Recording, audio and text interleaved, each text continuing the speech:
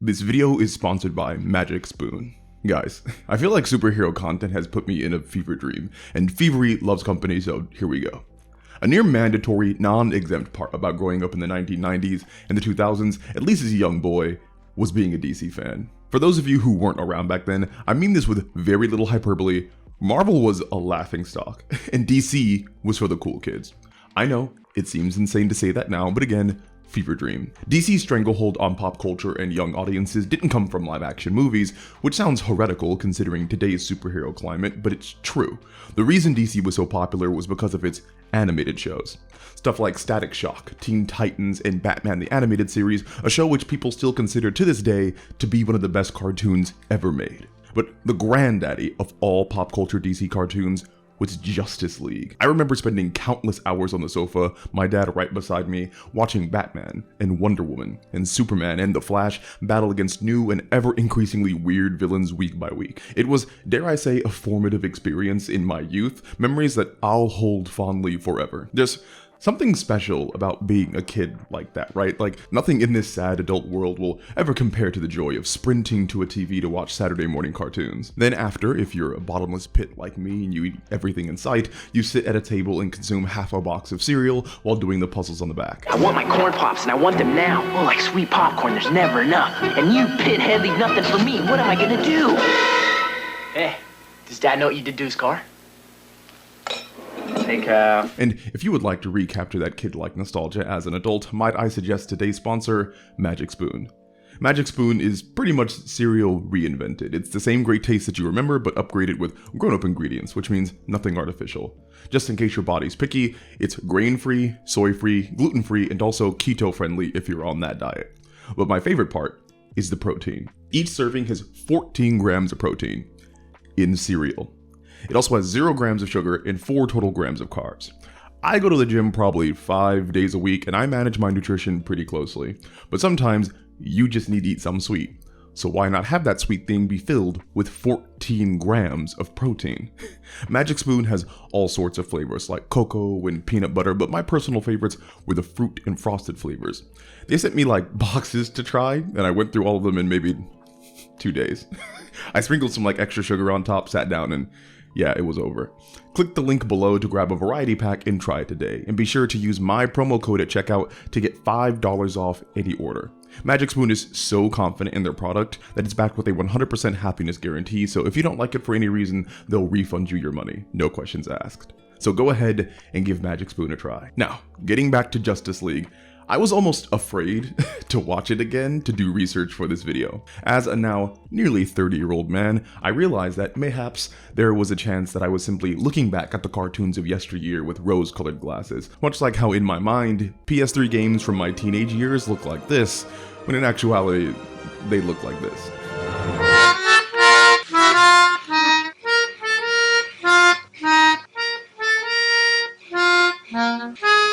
Was Justice League only good because I was like an 8-year-old that didn't know any better and would just scarf down any animated slop given to me? No, I rewatched it yesterday and it was freaking amazing. I turned on the 2-part Aquaman episodes, The Enemy Below, and it almost made me like sad how well executed and mature everything was. Comic book entertainment nowadays seems to have this coating of unseriousness over everything on screen. Every sincere moment has to be undercut by like a joke or a quip. Have care how you speak. Loki is beyond reason, but he is of Asgard, and he is my brother. He killed 80 people in 2 days. He's adopted. I know people call it the Joss Whedon effect, but it's so ubiquitous now that honestly it just seems like an industry standard. But not in these Justice League episodes. It starts off with Aquaman basically as the villain. He looms in the shadows and orders the sinking of a submarine that has strayed too far into Atlantean territory, knowing that the crew on board will drown and die. The Justice League comes to save the day, but Aquaman demands that the League leaves the submarine because he sees it as a weapon of war. Because it is. It's a nuclear submarine. But Superman pushes Aquaman to talk to the surface government if he wants peace, rather than just attacking like random naval vessels. Aquaman brushes him off, and you get the sense that all he wants is conflict, but it's actually the exact opposite. When we get back to Atlantis, his top general is urging for war with the surface world, but Aquaman doesn't jump at it. He's clearly reluctant, conflicted. And to juxtapose his antagonistic entrance of sinking the sub, we get to see another side of Aquaman. The husband who loves his wife, the father who loves his newborn son, and the king who just wants the best for his people. Just from the opening minutes of this episode, Aquaman is set up as a very complex character. He's serious and intimidating, but also caring and thoughtful. He eventually does go to the surface world to meet with the leaders of the different nations, but an assassination attempt critically injures him. This causes political upheaval in Atlantis. The generals and soldiers want revenge, and Orm, Aquaman's brother, takes the crown as king to fill the absence. Orm vows that the surface dwellers must die for killing Atlantis' king. Back on the surface though, Aquaman is still alive and healing. The Justice League devises a plan to capture the assassin, which turns out to be Deadshot, and when they do, they realize that he was hired by someone in Atlantis. Aquaman and the Justice League return to Atlantis only to realize that Orm has been behind everything. He coveted the throne, he hired an assassin to kill his brother, and he took the power when he could in order to wage war on the surface. Going complete psycho-dictator mode, Orm captures the Justice League, chains Aquaman and his infant son to a rock that's falling into lava, and then leaves them to die. And keep in mind, for what I'm about to say next, that this was like a kid's show in the early 2000s, but Aquaman, in order to save his son, with no hesitation, lops off his own arm. I have remembered this moment like vividly for more than 2 decades. It's the reason I watched these episodes again.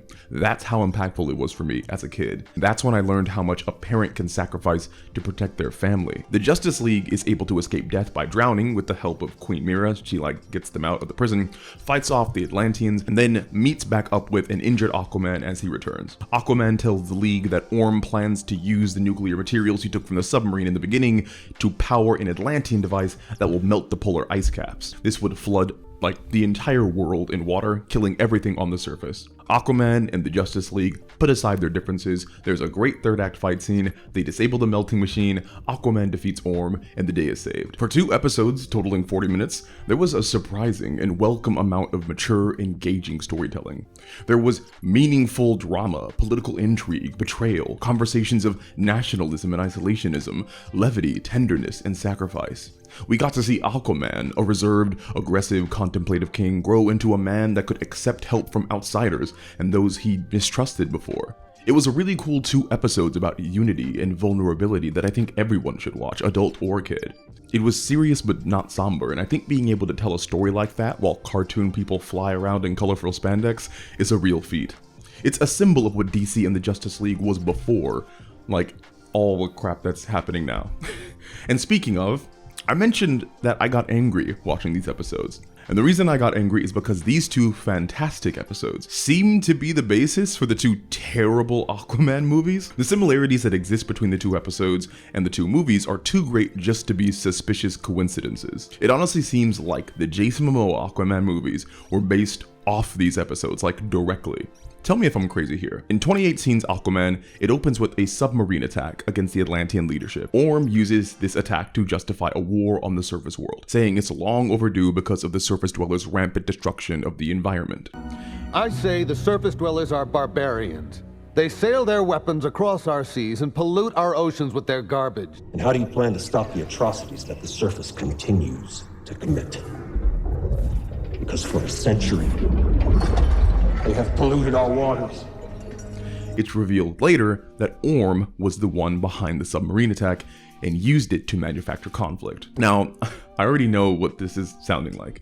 This is basically the same thing Orm does in the Justice League episode to start the war.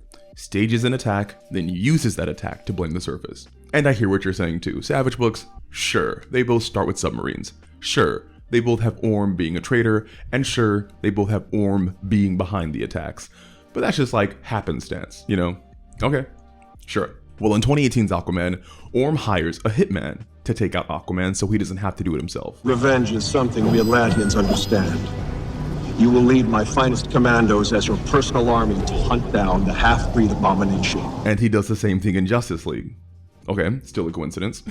In Aquaman 2, Aquaman's son gets kidnapped and he has to race against the clock to save him from certain death.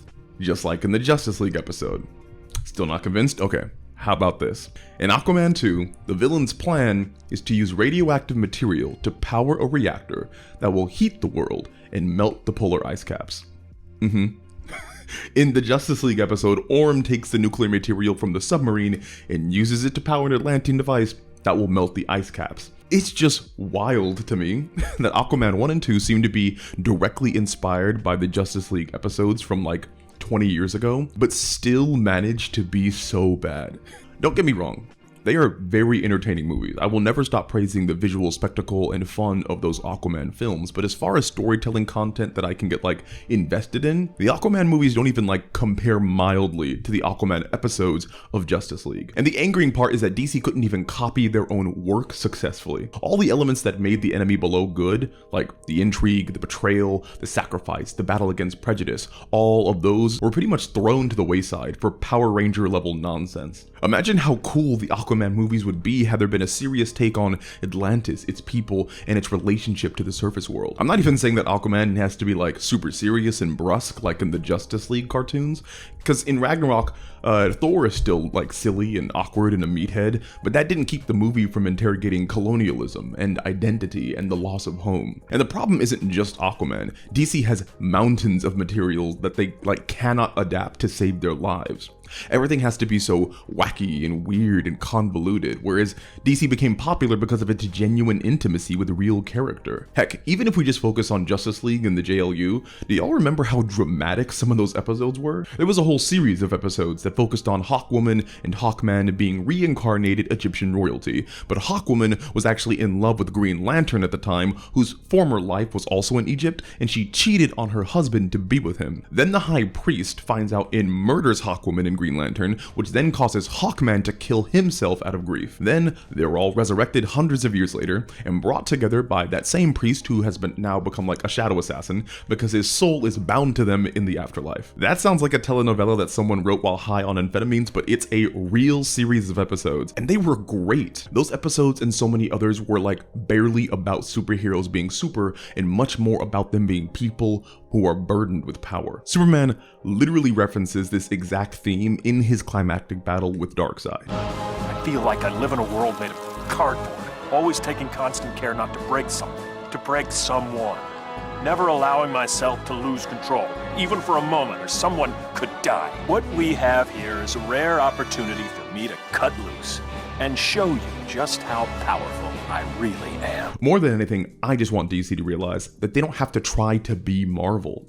They don't have to pump out non-stop quippy films exclusively made for 11-year-olds that cost the GDP of small nations. The Batman and Joker and Peacemaker are excellent examples of DC films and TV shows that slow down and take a closer look at the people underneath the masks. I think entertainment at large would be a better place if DC returned to its roots and remembered what made it great in the first place. Justice League and the plethora of other fantastic animations that they put out are a great template for how they can progress going forward. I just hope they get better at adapting their own freaking material. Anyway, thanks for watching all the way into the end. Make sure to check out today's sponsor, Magic Spoon. If you like what you heard, leave a like, comment, and subscribe. If you really want to be a homie, support on Patreon. If you want to hire me for editing services or check out my books, I will leave links in the description for my website. And last of all, check out my TikTok. I've been uploading there. As always, it was a pleasure, and I'll talk to you all again soon.